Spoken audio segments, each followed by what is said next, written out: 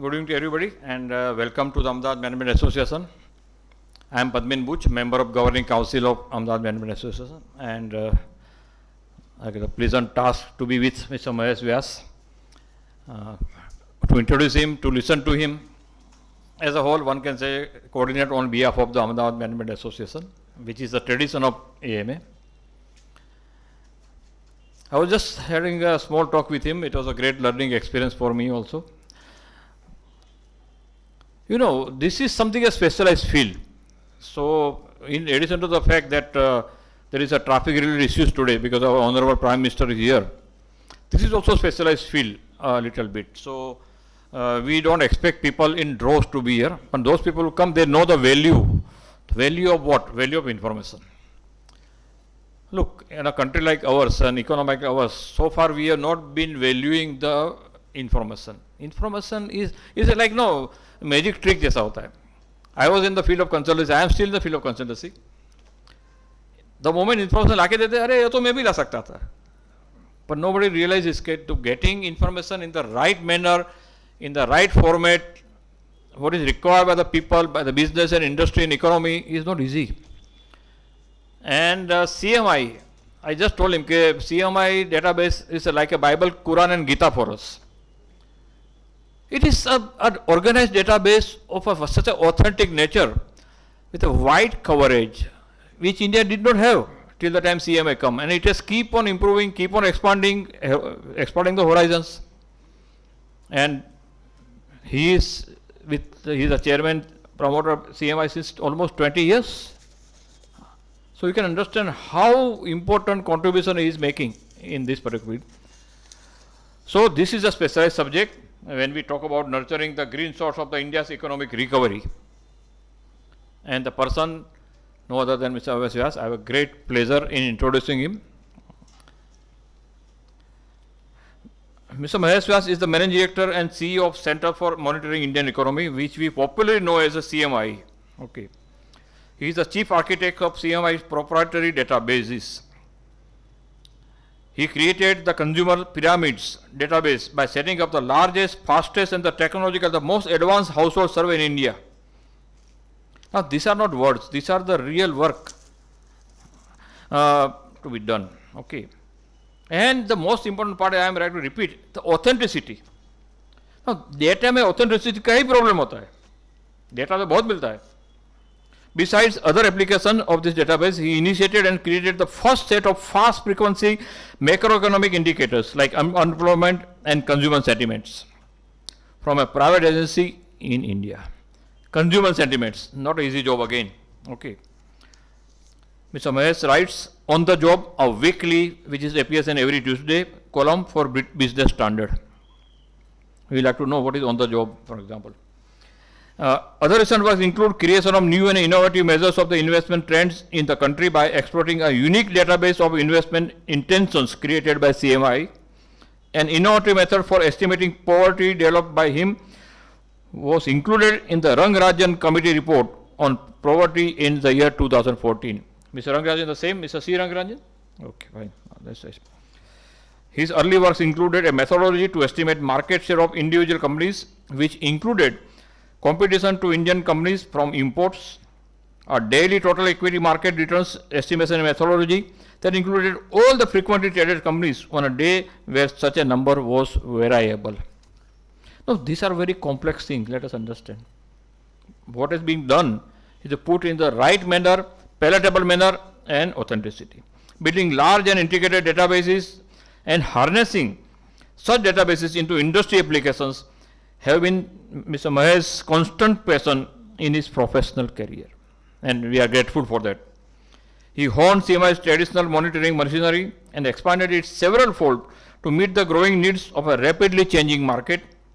A principal component of this effort has been to build a large and integrated database of all aspects of the Indian economy. Look, when we say about economy, it includes business and industry particularly. And I know those industries, those business houses who are proactive, they make full use of CMIE database without telling anybody. To utilize the database in the right manner itself is a acumen. It says it's a business strategy. People don't believe in that. In pharmaceutical, there is a database of ORG, as you know. ORG does pharmaceutical database for contacting almost 700 chemists every day, every week. They go to the chemists, get the data, which brand has sold how much. And every month that comes with the database, ये महीने में ये brand इतनी ऊपर गई, ये brand इतनी नीचे गई. And I know pharmaceutical company, they vouch for their database, they make strategy based on database, कि हमारे कितने आगे क्यों, कितने पीछे गई, competitor कितना आगे बढ़ा, कितने बढ़ा. No, they don't go by ranking कि पहला नंबर कौन है, दूसरा नंबर कौन है. So database is a very important thing. As the MD and CEO of CMIE for over 20 years, he strategized and engineered the company's transition from a private think tank to a database company and then into a database-oriented business solutions company. Mr. Mahesh serves as an independent director on the Geojit BNP Paribas Financial Services Limited. Earlier, he was an independent director on the Centurion Bank and on Quantum Asset Management Company Limited. He was also a member of the high-level committee to examine auditor-company relationships set up by Department of Company Affairs in the year 2002. A member of the advisory panel on transparency standards and of the technical subgroup on data dissemination standards set up by the RBI, Reserve Bank of India, in the year 2007.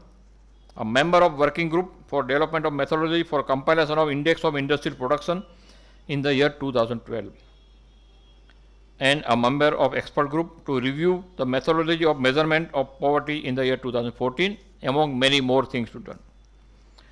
We are extremely grateful and happy that he is here. He was in AMA long back, but I am happy that he is here to talk about on a very relevant topic, and there can't be any better person than him. I also have a pleasant duty task to welcome with a flower.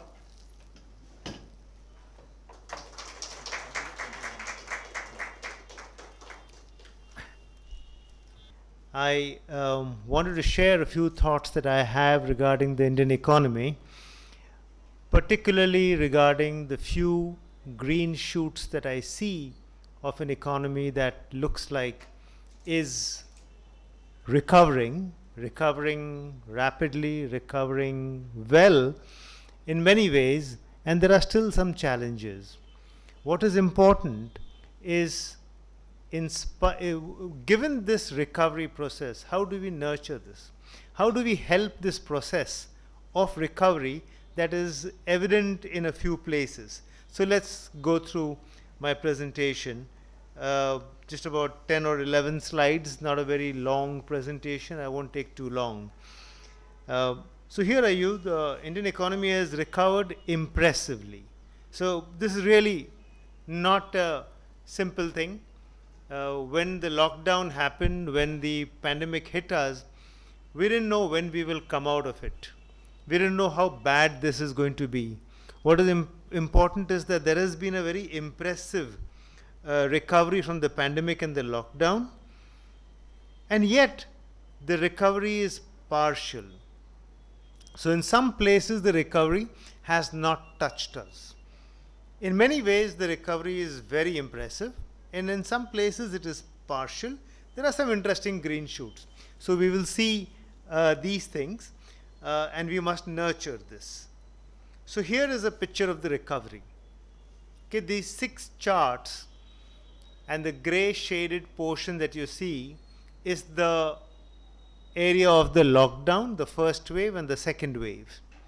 The third wave did not hit us too badly, so therefore there is no shaded area for that. But you can see over here that many indicators recovered very well. So if you look at exports and imports, for example, this is a 5-year chart, starts in 17, goes on till 21, 22. And we will see that, we see over here that for all the period till the pandemic, the exports and imports were growing at a certain rate, and after the pandemic, it took off, as if it was waiting for the pandemic before it would take off.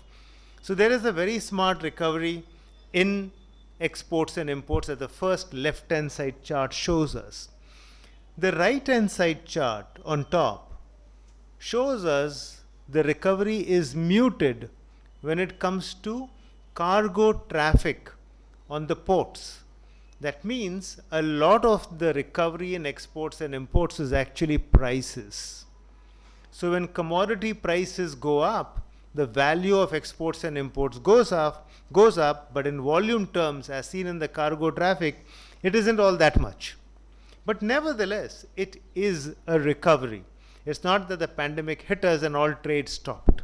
That did not happen. Look at the bottom green chart. That is your GST collections, which fell during the pandemic and then took off. Look at the e-way bills, the middle chart on top. It fell during the first wave, fell during the second wave also, but took off. And so did the railway traffic movement. So there is a good recovery over there as well. The recovery in steel production, the right-hand side bottom chart, is very smart. That there was a sharp fall and a very quick recovery. So this shows that when we talk about the V-shaped recovery, this is a V-shaped recovery and it is very impressive. If you look at the next slide, here again, we see a fairly impressive recovery of the GDP and the GVA, the gross domestic product and the gross value added. Both of them have grown very well. They have recovered to their pre-pandemic levels after the first and second wave. So we had the first wave, it recovered, the second wave, it recovered again. So what we saw earlier was a V-shaped recovery. We can call this the W-shaped recovery. But still, it is a recovery. So what I think is really impressive of the Indian economy from a very difficult position is that the GDP, the GVA, the fast frequency indicators have all recovered. And the recovery is pretty impressive. Now, having kind of got an idea of the recovery being there in some places, let's look at the places where the recovery is partial or not all that good. So here is the second set of data, which is from the Consumer Pyramids Household Survey conducted by CMIE. And here we see that there is a recovery in the household incomes, but not a complete recovery. It's a partial recovery. We see the expenditure of households also on the right hand side, the two charts top and below. Even there is a recovery, but not a complete recovery. The income recovery is better, but the hit was also larger. So incomes dropped. You know, consumption doesn't drop much. We don't stop eating. We can stop earning. We'll borrow and eat. So the fast frequency indicators see a very sharp V recovery. The GDP GVA shows a good sharp recovery and a W recovery. This shows there is a recovery, but not as great a recovery. There's still a partial, remainder left over there. We have seen V, we have seen W, now you see L. So when it comes to perceptions of people, they don't feel that they are good.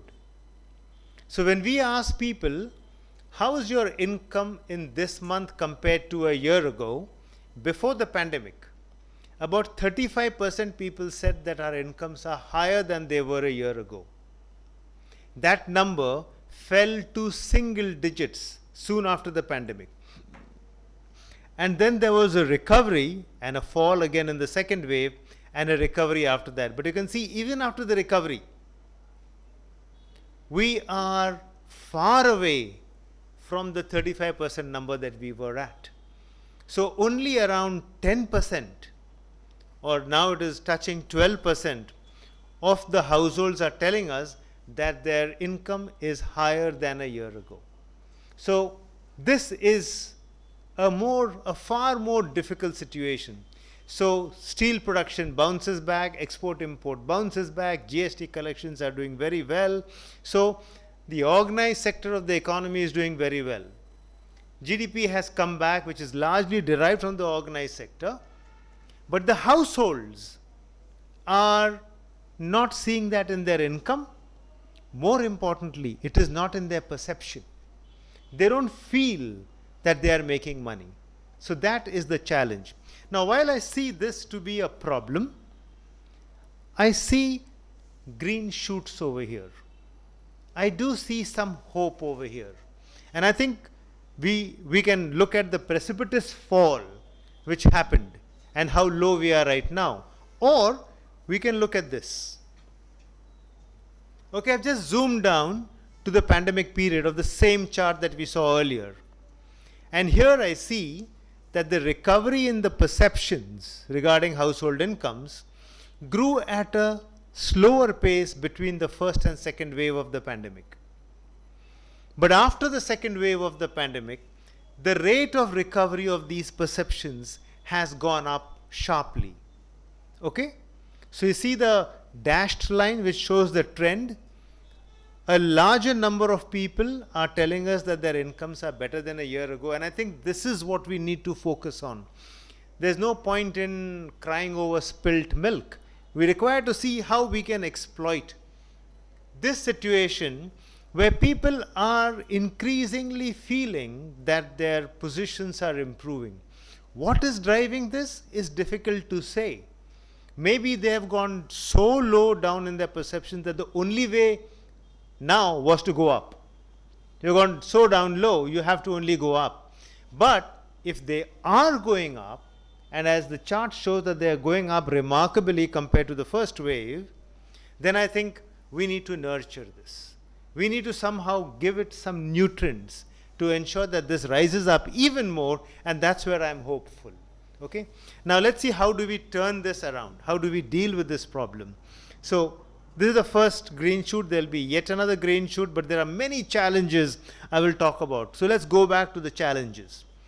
Let's look at employment. My most favorite piece of work is on employment nowadays. The composition of employment. The blue line on top is mostly the not so good quality jobs. They are farmers and they are daily wage laborers. So a very large proportion of the people who are employed are in the informal sector. The daily wage workers, the farmers, those kinds of people. And the red line is slightly better off people. They are business people, entrepreneurs, and salaried people. So salaried people are the best kind of jobs that you can get. Entrepreneurs are also good, but salaried jobs are the ones which are the most preferred and the best kind of jobs one can get. And the problem over here is that you can see the blue line. In the pandemic, it fell. It recovered and has gone above pre-pandemic levels, which means more people have become farmers and daily wage laborers. And you look at business people and salaried people, they have declined. So people who were salaried employees or were entrepreneurs have become daily wage workers and have become farmers. This is not a good sign. So we need to take care that we stop this. But let's look at something more. This is the breakup of the business people and salaried people. You will see in this chart, the red line is shooting up. That means we have got more and more entrepreneurs in India, more and more business people in India. But although entrepreneurs is rising, salaried people are falling. So what are these entrepreneurs doing? They're not hiring any people. They're only employing their own selves. How is it possible that I'm an entrepreneur and I sweep the floor, run the kitchen, serve the customers, I'm the accountant, I deal with the tax authorities, I do everything. I don't hire anybody.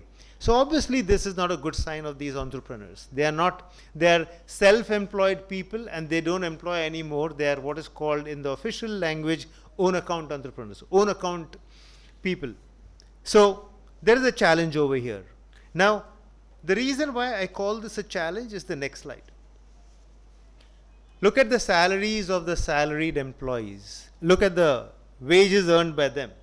Average 2.3 lakh rupees. Business people 1.3 lakh rupees. Why will a person want to be an entrepreneur if the data tells us that they earn less than a salaried employee? how does the Malik earn less than the salaried employee? Something is wrong over here, right? That's because most entrepreneurs are entrepreneurs because they don't get a job. I don't get a job, I'll start doing my own work. What is it in the olden days and even now? So I meet an old friend who did not make it very well. So what are you doing now, Deepak? And he says, oh, I'm a real estate broker. It's a self-employed person. He employs himself, carries a suitcase, trying to say, there's a flat to be sold here, there's a plot to be sold over here. This is not employment. But he couldn't do nothing, so he became a real estate broker. You require nothing to become a real estate broker. So that is the challenge, that people becoming entrepreneurs is not exactly a good sign. It is actually a sign that there are no jobs, because jobs, proper jobs, give us 2.3 lakh rupees. Business people get only 1.3. A small trader also earns 1 lakh rupees per annum. So I think this is the problem, and farmers are also close there. We require people to move more towards salaried jobs. Here is a good sign.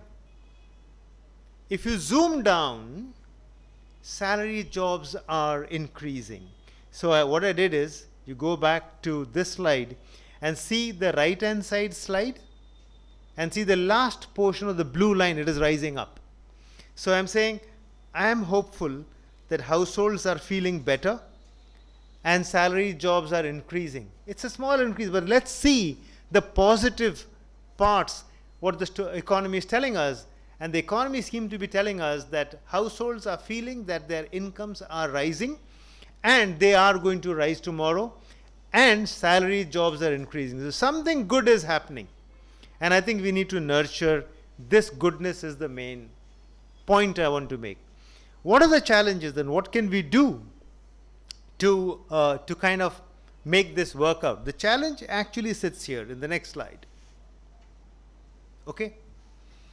Here we see that these are the relatively larger companies of India. Not just listed companies, but more than listed companies. The sample is about 25,000 to 27,000 companies. These companies, if they grow their assets, if they make investments, if the net fixed assets of these companies grow as they used to grow in 2006, 7, 7, 8, 8, 9, even 9, 10, when the growth of net fixed assets was of the order of 25% per annum. That's when employment of salaried employees was growing very big. But now their investments into net fixed assets has dropped very sharply down to just 4% or 7 to 8%. Now if you account for inflation, which is around 6 to 7%, for these commodities, you look at wholesale price index, it's even higher, then this is as good as saying in real terms there's no investment. Okay? If these companies don't invest, where will the salaried jobs come from? So what we need to do is to ensure that the larger companies, so we don't want small entrepreneurs. We don't want the entrepreneur who brooms his office, runs the kitchen, and does everything himself. We want people of this kind, large companies, to make investments. Now you see, these companies are in a good spot. They can make investments. So in 2019 or so, the government slashed direct tax rates, brought it down to about 25%. So that is a very good thing to have happened. These companies have paid off most of their debt. So their leverage, their debt to equity ratio has improved a great deal. It's below 1 and has been below 1 for a long time now. Their interest cover is very high. 5 to 5.5 times their interest payment is their profits. So their ability to borrow is very high. Their gearing is very low. Their interest cover is very low. And they're not investing, and the tax rate is low. So if your tax rates are low, if interest rates are also low, they're hardly borrowing now. Why don't they borrow it? So in the morning I heard Dr. C. Rangarajan, and he was saying that you can take the horse to the pond, but how do you make it drink? So the Reserve Bank of India and the banks have ensured that the interest rates are low, liquidity is very high, and the government of India has ensured that your tax rates are very low. Companies have returned old borrowings, so their gearing ratio is low, their interest cover is very high. They need to invest, but they're not investing. Part of the reason is that they don't see demand to be good enough. They're saying that, consumption expenditure is not growing fast enough. We have got excess capacity sitting with us, so we are not willing to invest. But what we require to do as a nation is to somehow motivate these people. Mind you, in the last 2 years, they have made mind-blowing profits. The listed companies have made profits that they had never seen in their past. Like by the graph, I wish I had shown this graph. It is something like a camel, A camel has a long neck. The line looks like that. A long neck is where the profits have gone, very sky high. So their balance sheet is good and their P&L is very good. What they're doing is they're taking the money home. They're paying themselves dividends. What can we do as a nation to motivate them to invest a lot more? Because this is the only way in which we can see our jobs come back, the salary jobs come back.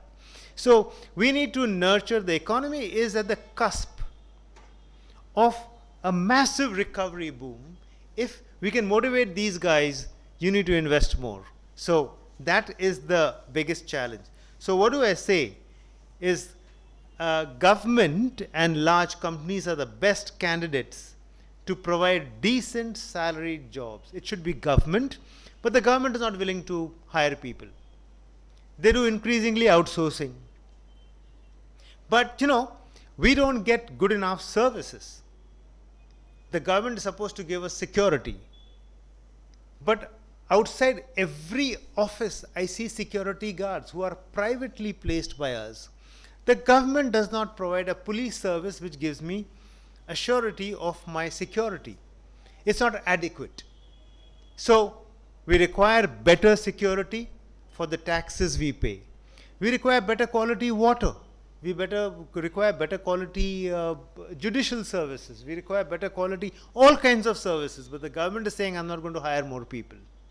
So how is it that we pay taxes but don't get the services back in return? Because the government has messed up its finances and is unable now to hire enough people to give us the services. This is a bad spot to be in. This is where we need to work to ensure that our taxes come back to us in terms of services. We need to be demanding services for the taxes we pay. A lot of middle class people say, but why don't the farmers pay taxes? But why don't somebody else pay taxes? The point is, why will somebody pay a tax when taxpayers are not getting the services they are supposed to get? I think we require to get that right in our solution towards a recovery. The second problem is the private sector is not interested in investing. And if they don't invest, we don't get good salaried jobs. Mind you, you go back to our best days. I call myself ancient with all my white hair, but I have seen the economy shift gears from the 70s into the 80s, from the 80s into the 90s, from the 90s into the 2000s, and I've seen these decadal changes. The biggest and best changes that happened to India was in the 1990s. The best kind of salary jobs started coming in the late 1980s. When the white goods companies, when the automobile companies beginning over there, the electronic goods companies, started providing good quality jobs, really good quality jobs. Then came the IT boom.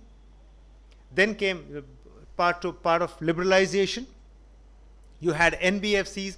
You had a boom in IT. You had a boom in the financial markets. They were hiring in a big way. You had a boom in the entertainment industry. All of these provided good quality jobs. This is a big boom. And then things slowly started changing. Today, it's mostly gig economy that we talk about. Not a good thing to happen. Contractual labor, not a good thing to happen. Increasingly contractual labor, 36% of industries, employment is contractual labor, which means no protection, lower wages. So that deterioration of the quality of jobs you are getting is what is hurting us. We should move away from contractual jobs. We should move away from gig jobs. Go back to aspiring that Infosys will hire me, Tata Motors will hire me.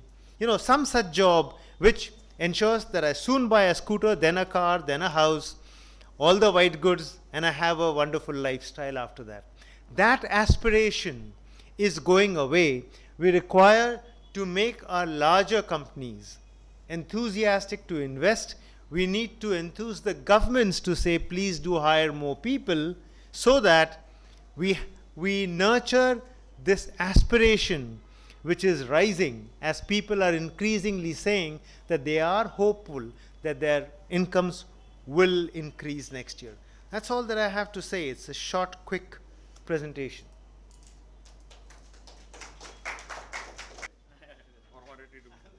Yeah, thank you so much. Look, the less number of people doesn't mean the quality goes down. The kind of questions asked and the number of questions asked, fantastic. And that also shows how he has been able to provoke us by his very precise and short presentation. I really was happy to have, I may not agree with everything, by the way, anyway. Like his statement, like saying that more entrepreneurship is not good. But when you were talking about that somebody is forced to become entrepreneur, whether it's a real estate broker or opening a small shop, maybe when he gets a job, he will shut down that shop and entrepreneur will become a job. So we have to take in that manner. Another thing is that service sector and the but I do agree, we need more investment by the organized sector, that is the employment generation capacity. What I like the concept was gross value added, am I right? You say gross value added.